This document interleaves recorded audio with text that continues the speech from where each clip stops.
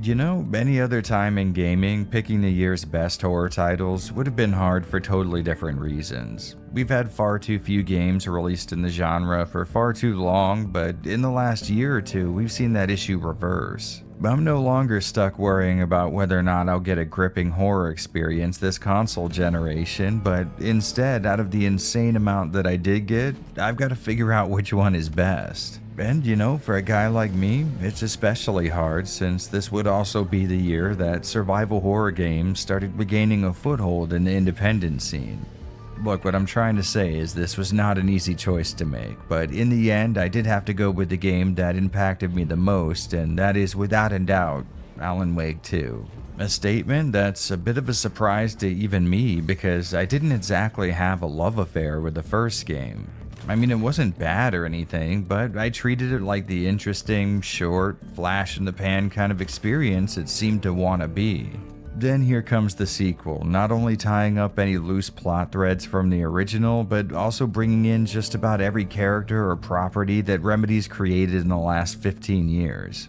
It focuses even harder on the relatively small stakes setup in Part 1 and expands it to cinematically huge proportions. On top of new characters, we get honest-to-goodness closure on old ones while introducing new features and characteristics for the ones that manage to stick around. As far as the horror goes, which is going to be an important metric for a potential best horror game of the year, I'd actually say it's not exactly the best performer. Really and truly, there were a few games that were released this year that managed to be way more scary to me, but what AW2 does really well is put you in a world that's more creepy and off-putting than outright scary. For example, Alan's Dark Place version of New York is not necessarily scary to me, but it gets under my skin in different ways. The fact that it's empty and the weather is getting increasingly bad, and those weird shadows that are sometimes enemies in disguise. There's a lot of factors that might not be horror per se, but at the very least, they're adjacent to it. No, I think what the game does really well is build up a gripping atmosphere that makes you feel like you're there. From sound design to animation work to the presentation, just about everything in this game is tuned to immerse you into its world.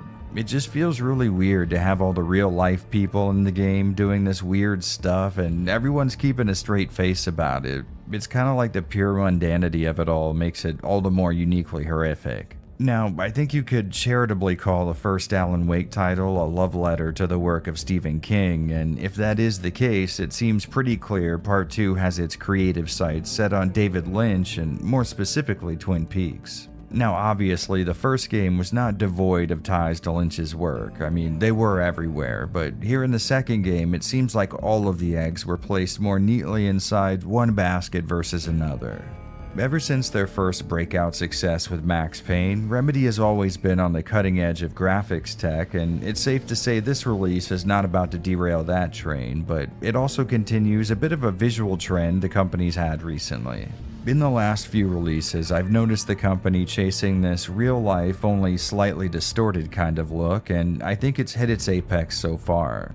Everything from the residents of Bright Falls to the shadowy presence that operates under their noses, it's all modeled believably and in a way that really carries across the aforementioned hyper-realistic but slightly distorted style. And don't even get me started on this game's runtime. Every time I start playing a AAA release, I reach this moment where I realize how much fun I'm having, and that probably means the game's about to end, and usually that instinct is proven correct.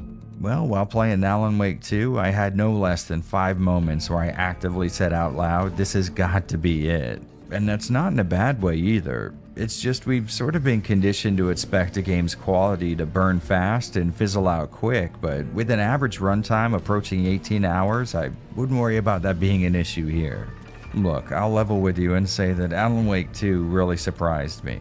I was expecting a competently made video game. This is Remedy after all, but I wasn't expecting for them to come out of the gate swinging and deliver a title that, in my opinion, far surpasses its predecessor in almost every single way. So this one goes out to Alan Wake 2, a victory for people who love twisting narratives in games, for the company that created it, and for horror fans.